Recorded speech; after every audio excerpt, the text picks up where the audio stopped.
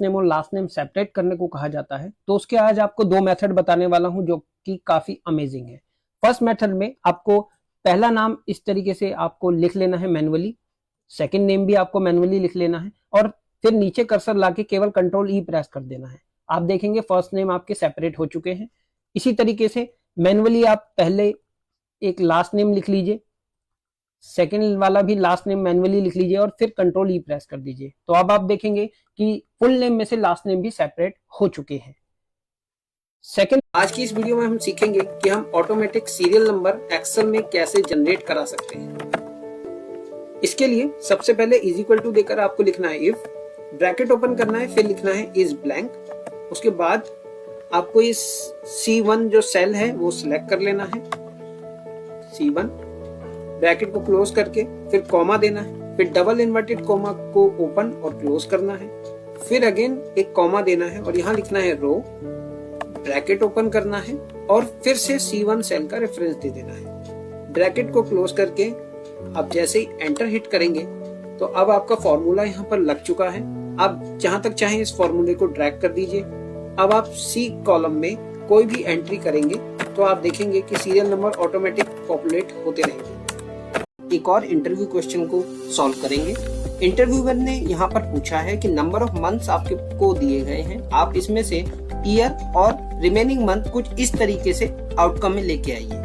तो इसे सॉल्व करने से पहले अगर आप चैनल पे नए हैं, चैनल को सब्सक्राइब कर लीजिए और इस वीडियो को ज्यादा से ज्यादा शेयर करिए। आपको यहाँ पर क्वोटिएंट का फॉर्मूला अप्लाई करना होगा। न्यूमरेटर में ये सेल सिलेक्ट करके कॉमा देकर 12 लिखना है, ब्रैकेट क्लोज करना है, एंड परसेंट का साइन लगाना है, फिर डबल कोट्स में एक स्पेस देकर आपको ईयर लिख देना है, फिर एक स्पेस देना है, डबल कोट्स क्लोज करना है, फिर अगेन एंड परसेंट का साइन लगाना है, मोड लिखना है और ब्रैकेट ओपन करके न्यूमरेटर में फिर ये सेल सिलेक्ट कर लेना है, कॉमा देकर 12 लिखेंगे डिवीजर में, ब्रैकेट को क्लोज करेंगे, अगेन एंड परसेंट का साइन लगाना है और डबल कोट्स में एक स्पेस के साथ आपको मंथ लिख देना है और फिर डबल कोट्स क्लोज करके जैसे ही आप एंटर हिट करेंगे आपका आउटकम आ जाएगा। बस इसे नीचे तक सिंपली ड्रैग कर दीजिए।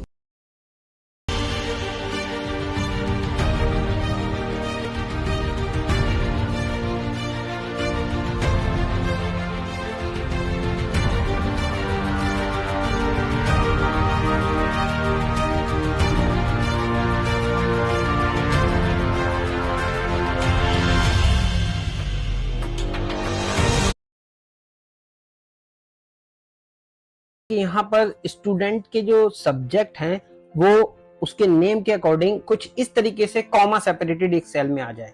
तो उसके लिए हम एक फॉर्मूला आज यूज करेंगे जिसकी मदद से हम ये आउटपुट ला सकते हैं। इज इक्वल टू देकर आपको फिल्टर का फॉर्मूला अप्लाई करना है।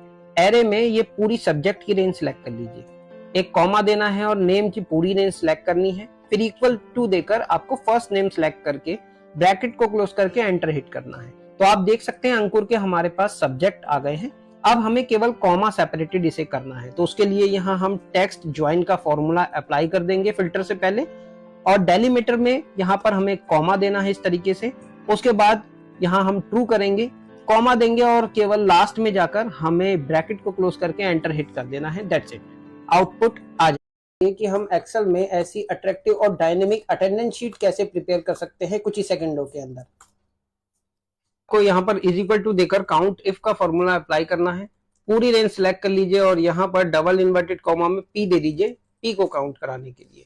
फॉर्मूले को नीचे तक ड्रैग कर दीजिए। अब आप जहां भी पी लिखेंगे कुछ इस तरीके से तो वो आपका ऑटोमेटिक काउंट होके आता रहेगा। अब फॉर्मेटिंग के लिए आप ये पूरा एरिया कुछ इस तरीके से सिलेक्ट कर लीजिए जहां आपको फॉर्मेटिंग करनी है और कीबोर्ड से ऑल्ट एच LST प्रेस कर दीजिए। डायलॉग बॉक्स ओपन होगा, इसमें कस्टम फॉर्मेटिंग में चले आइए। फिल कलर अपनी इच्छा अनुसार सिलेक्ट करके फॉन्ट भी आप सिलेक्ट कर सकते हैं और जैसे ही 2 बार ओके करेंगे ये आपकी फॉर्मेटिंग हो जाएगी। अपसेंट की फॉर्मेटिंग के लिए सेम प्रोसेस दोबारा से आपको फॉलो करना है। एक्सेल में फ्रेशर की तरह कुछ इस तरीके से मैनुअल एंट्री रोजाना करते हैं, तो आज मैं आपको डेटा एंट्री का एक ऐसे स्मार्ट वे बताने वाला हूं जिससे कि आप डेटा एंट्री बहुत ही आसानी से कर पाएंगे। सबसे पहले आपको अपने हेडर सिलेक्ट करने हैं, कीबोर्ड से ऑल्ट डी और ओ प्रेस करना है, ये डेटा एंट्री फॉर्म आ जाएगा। यहाँ पर आप सिंपली टैब की मदद से अपनी एंट्रीज को कुछ इस तरीके से करते जाना है। नेक्स्ट एंट्री के लिए आप एंटर प्रेस कर सकते हैं और नेक्स्ट एंट्री अब आप कर सकते हैं।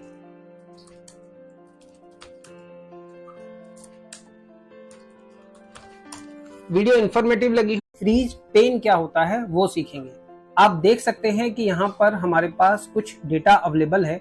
अगर हम नीचे स्क्रॉल करते हैं कुछ इस तरीके से, तो अब हमें इसके हेडर्स जो हैं वो विजिबल नहीं है, यानी हमें ये नहीं पता चल रहा कि ये मार्क्स किस सब्जेक्ट के हैं, या फिर ये जो नेम्स हैं वो एक्चुअल में स्टूडेंट के नेम हैं या फिर प्रोफेसर के नेम है। तो उसके लिए हमें वापस से ऊपर जाना होगा और तभी हमें हेडर विजिबल होंगे। तो ऐसा ना हो इसके लिए आप पेन को फ्रीज कर सकते हैं। उसके लिए केवल आपको कर्सर वहां पर रखना है जहां से पेन फ्रीज करना चाहते हैं और अपने कीबोर्ड से Alt WFF प्रेस कर देना है। That's it. अब अगर आप कर्सर को मूव करेंगे तो आपके जो हेडर्स हैं वो आपको क्लियरली विजिबल रहेंगे, जिससे कि आप देख पाएंगे कि ये किस सब्जेक्ट के मार्क्स हैं। लगा सकते हैं वो सीखेंगे। यहाँ हमारे पास कुछ स्टूडेंट के नेम हैं जिनके हमें सब्जेक्ट वाइज नंबर्स हैं वो यहाँ पर लेके आने हैं। इज इक्वल टू देकर सबसे पहले एक्स मैच हम यहाँ अप्लाई करेंगे। लुकअप वैल्यू में ये पूरी रेंज सेलेक्ट करके F4 से आपको फ्रीज करना है, फिर एक कॉमा देना है, लुकअप एरे पूछेगा, पूरी रेंज ये सिलेक्ट करनी है, अगेन F4 से फ्रीज करना है, देन कॉमा देकर 0 देना है और ब्रैकेट क्लोज करना है। इससे आपके कॉलम नंबर आ जाएंगे। अब F2 प्रेस करके एक्स मैच से हमें पहले आ जाना है और यहाँ वी लुकअप का फॉर्मूला अप्लाई कर देना है। लुकअप वैल्यू में आपको ये रेंज सेलेक्ट करनी है, कॉमा देना है और उसके बाद टेबल एरे पूछेगा, तो ये ऊपर की पूरी रेंज सेलेक्ट करके इसे F4 से फ्रीज करना है, अगेन एक कॉमा देना है आपको। अब आपसे कॉलम इंडेक्स नंबर पूछ रहा है, तो वो हम पहले ही निकाल चुके हैं। उसके बाद केवल आपको कॉमा देकर 0 देना है और ब्रैकेट को क्लोज करके एंटर हिट कर देना है। That's it. फॉर्मूले को नीचे तक ड्रैग करेंगे और फ्रीज पेन क्या होता है वो सीखेंगे। आप देख सकते हैं कि यहाँ पर हमारे पास कुछ डेटा अवेलेबल है।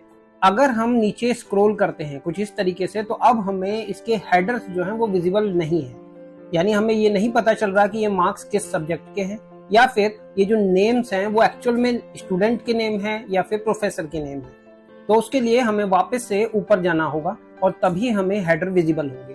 तो ऐसा ना हो इसके लिए आप पेन को फ्रीज कर सकते हैं। उसके लिए केवल आपको कर्सर वहां पर रखना है जहां से पेन फ्रीज करना चाहते हैं और अपने कीबोर्ड से Alt WFF प्रेस कर देना है। That's it. अब अगर आप कर्सर को मूव करेंगे तो आपके जो हेडर्स हैं वो आपको क्लियरली विजिबल रहेंगे, जिससे कि आप देख पाएंगे कि ये किस सब्जेक्ट के मार्क्स हैं।